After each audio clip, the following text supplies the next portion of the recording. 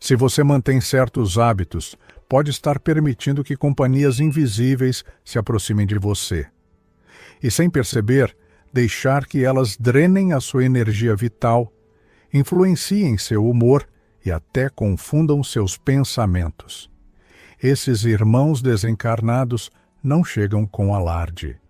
Eles se escondem nas pequenas brechas do cotidiano, nas emoções mal cuidadas, nas mágoas que se repetem, nas ideias que parecem ser suas, mas que muitas vezes são inspirações vindas de consciências ainda presas à sombra. Permita-se ser banhado pela luz que atravessa o invisível, porque hoje, no nosso canal Consciência em Evolução, você receberá uma das revelações mais importantes para a sua jornada energética. Uma mensagem espiritual que não apenas alerta, mas cura pela consciência. Hoje vamos revelar os 3 tipos de obsessão espiritual explicados por Allan Kardec, entendendo como cada um deles se manifesta e como você pode identificar os sinais antes que eles comprometam sua liberdade interior. Escreva "Eu escolho a liberdade espiritual" nos comentários se você está pronto para romper com essas influências ocultas. Cada partilha sua alimenta essa corrente sutil que une almas em sintonia, elevando pensamentos, sentimentos e vibrações além da matéria. Kardec observou que a obsessão espiritual não começa de imediato com quadros graves. Pelo contrário, ela geralmente surge em sua forma mais discreta, chamada de obsessão simples. Nesse estado, o espírito obsessor ainda não domina a pessoa. Ele atua como um visitante incômodo, insistente, que tenta impor sua presença. O médium, ou mesmo qualquer indivíduo sensível, percebe esse incômodo. Sabe que há uma influência estranha rondando, sente a interferência, mas mantém a capacidade de discernir. É como aquela mosca que insiste em rodear, mesmo quando você tenta afastá-la. Ela não consegue tomar conta de você, mas atrapalha. Tira a paz, causa irritação constante.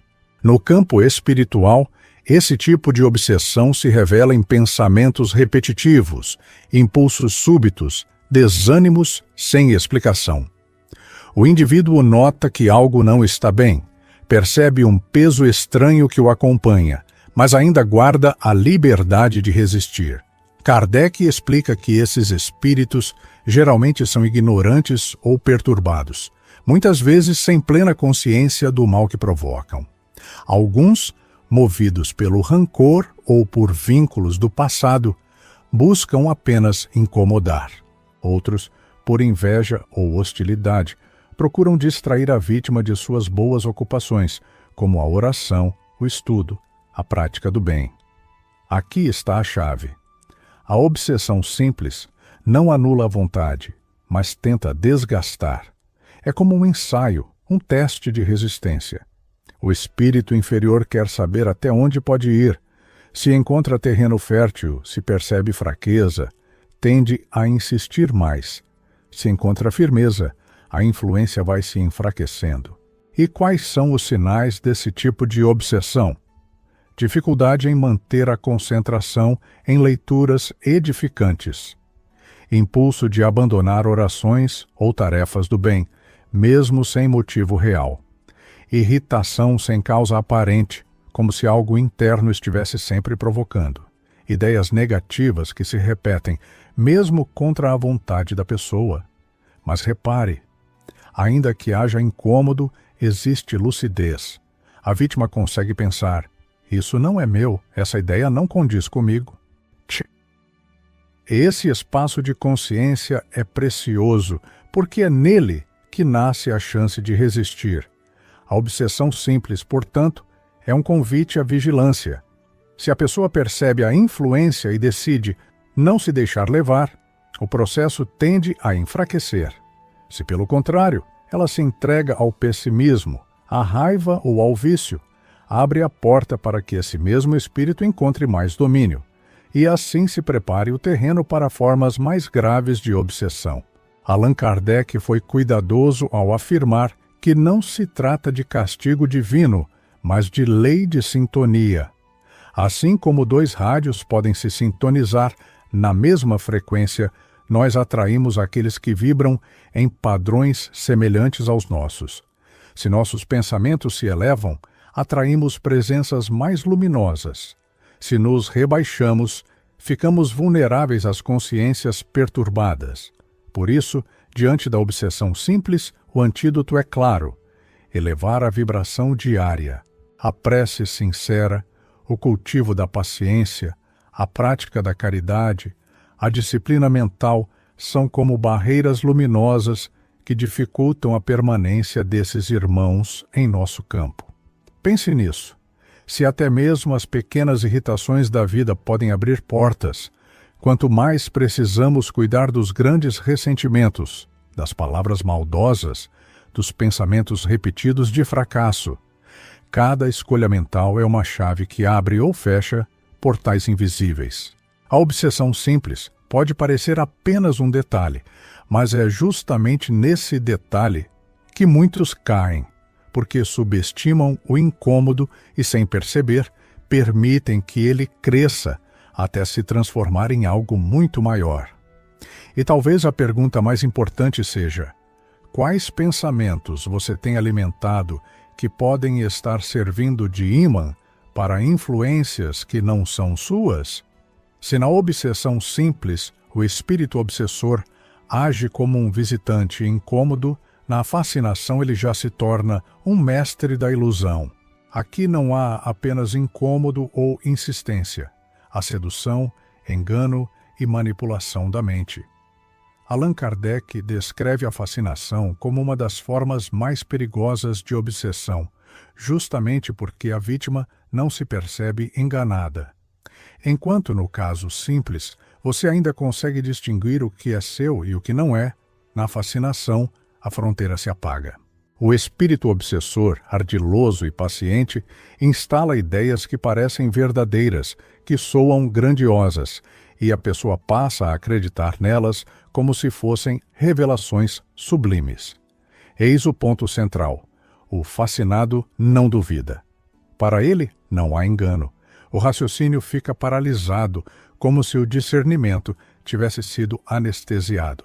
É por isso que Kardec enfatiza que, nesse tipo de obsessão, a vítima se afasta daqueles que poderiam abrir-lhe os olhos.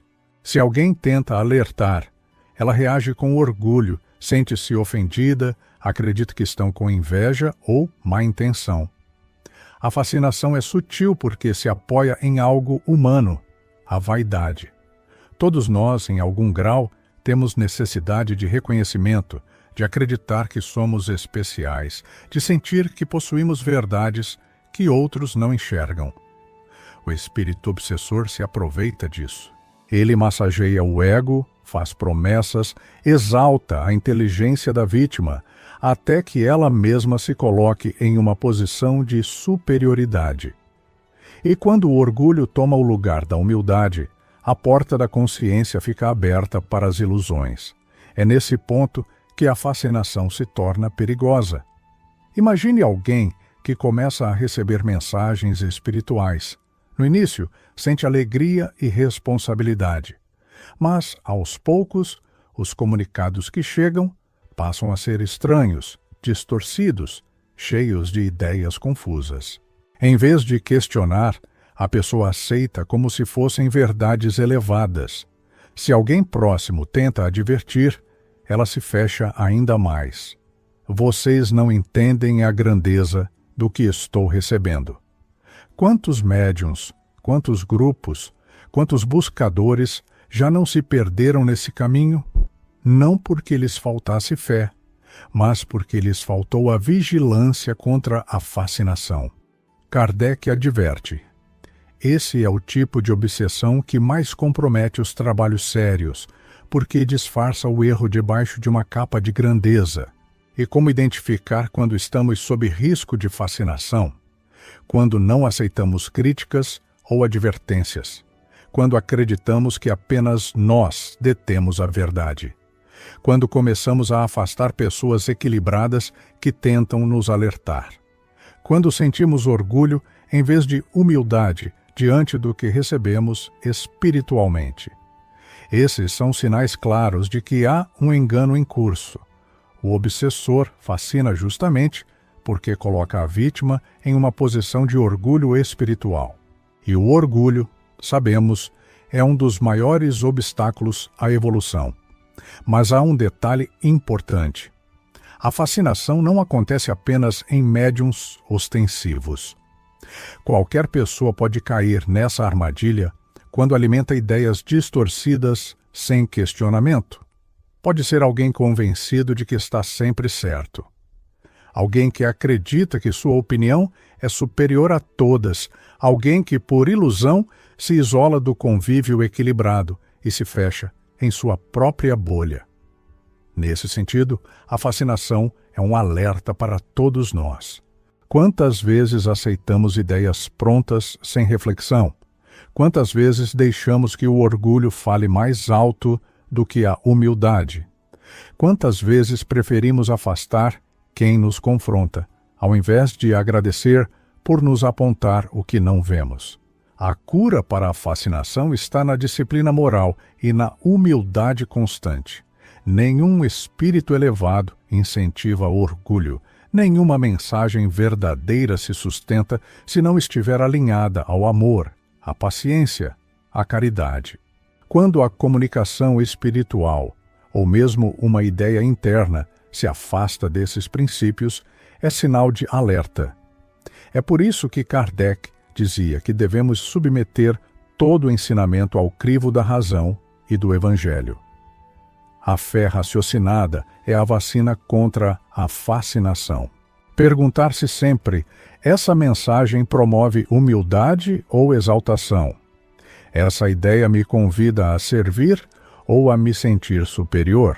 Esse pensamento me aproxima de Deus e do próximo ou me isola? A fascinação só perde força quando a pessoa aceita olhar para dentro e reconhecer que pode estar enganada. É um ato de coragem espiritual admitir que precisamos de ajuda, que não somos donos da verdade, que nossa percepção pode ser falha. Se na obsessão simples o espírito age como um visitante incômodo e na fascinação como um ilusionista que seduz pela vaidade, na subjugação encontramos a forma mais grave do fenômeno. Aqui já não falamos de pequenas interferências ou de ilusões disfarçadas. A subjugação é o domínio direto sobre a vontade da vítima. É o ponto em que a liberdade interior se fragiliza a tal nível que a pessoa passa a agir contra si mesma, como se estivesse sob um jugo invisível. Allan Kardec descreveu a subjugação como um verdadeiro cativeiro espiritual. O obsessor, em sua intenção de domínio, não apenas influencia pensamentos ou sentimentos, ele tenta controlar também o corpo físico e as escolhas diárias. A pessoa sente como se tivesse perdido o comando, como se forças maiores a obrigassem a tomar atitudes que ela mesma reprova. Existem dois tipos de subjugação, a moral e a física. Na subjugação moral, a vítima experimenta uma espécie de escravidão psicológica. Seus pensamentos são constantemente invadidos, sua confiança é destruída, sua autoestima despedaçada. O obsessor lança ideias de incapacidade, de medo, de autodesprezo, até que a pessoa passa a acreditar nelas como verdades absolutas. Quantas vezes vemos indivíduos que repetem: não consigo mais, não tenho forças, sou um fracasso? Muitas dessas frases são reflexos dessa ação contínua. Já na subjugação física, a interferência vai além da mente. O obsessor consegue influenciar até mesmo os movimentos do corpo. A vítima pode ser levada a gestos, palavras ou comportamentos que não desejava ter. Em casos extremos, Kardec relatou situações em que a pessoa parecia forçada a realizar atos contra a própria vontade, como se fosse uma marionete manipulada por mãos invisíveis. Esse é o grau mais doloroso, porque o ser humano perde a sensação de liberdade. Imagine viver sabendo que não é totalmente dono de suas próprias escolhas, que uma força estranha parece sempre ter a última palavra. Essa experiência, infelizmente, aprisiona muitas almas que não encontram apoio espiritual, emocional ou moral para se libertar. Mas por que alguém chega a esse ponto? Kardec foi claro, não é castigo divino, mas consequência de afinidades espirituais. Espíritos inferiores não dominam alguém à força. Eles encontram brechas, ressentimentos não curados, vícios mantidos, culpas que nunca foram transformadas, emoções que se repetem sem renovação. Cada fraqueza é uma porta entreaberta. E se a pessoa não busca mudar seu interior, o domínio se intensifica.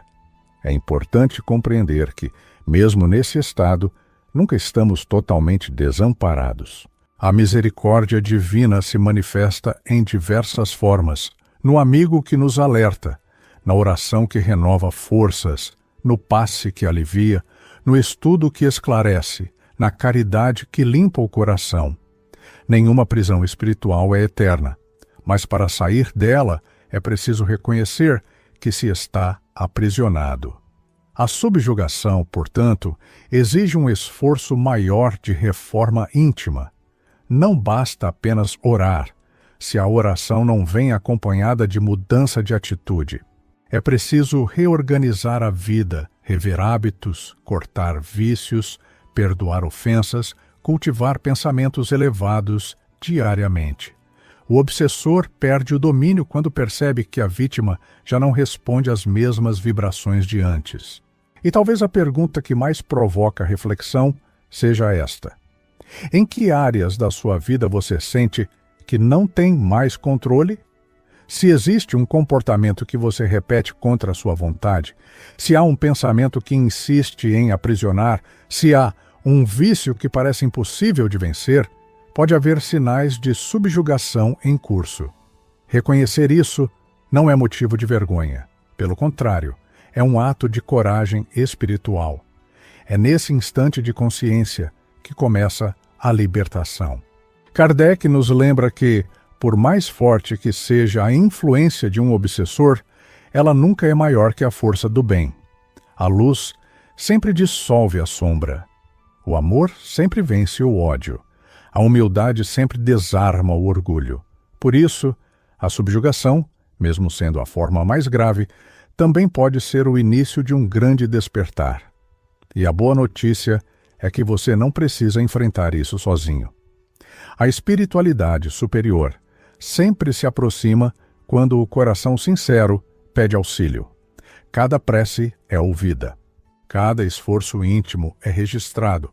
Cada passo de coragem é apoiado por espíritos benfeitores que aguardam o momento em que você decide sair das correntes e caminhar livre. A obsessão em seus 3 graus, simples, fascinação e subjugação, é um chamado à vigilância e à transformação. Reconhecer o processo já é metade da cura.